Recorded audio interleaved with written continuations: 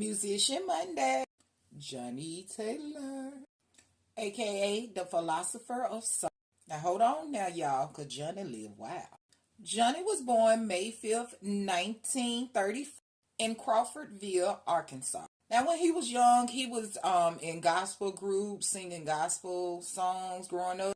Now, he sang in a gospel group back in the 50s with the legendary Sam Cooke, who he later took over his place in a gospel group because they were said to say that their voices sound so familiar. Later on in the 50s, he was signed to SAR Records, which was one of Sam Cooke records, and he was successful there until the label went under in 1964 after Sam Cooke's death. He later signed to Stax Records, where he became hit, making the Billboard Top 100 was some of his hits. Who's Loving You, Jody Got Your Girl and Gone, Disco Lady, and I Believe in You. Now, while Johnnie was blowing up all over the world, the scandals with him was as well. By 1970, Johnnie had gotten married to his bride, Geraldine Rocket, and they had 4 kids together.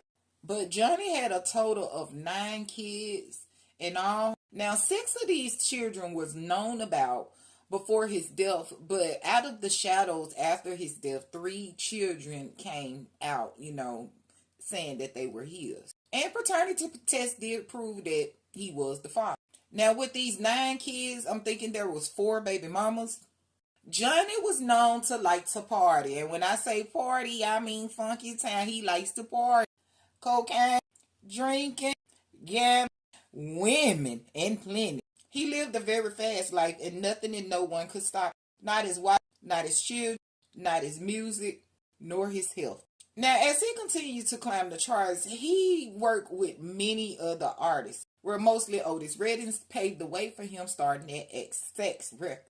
Working with artists like Isaac Hayes and the Staple singers to keep the Stax Records afloat after Otis Redding's death.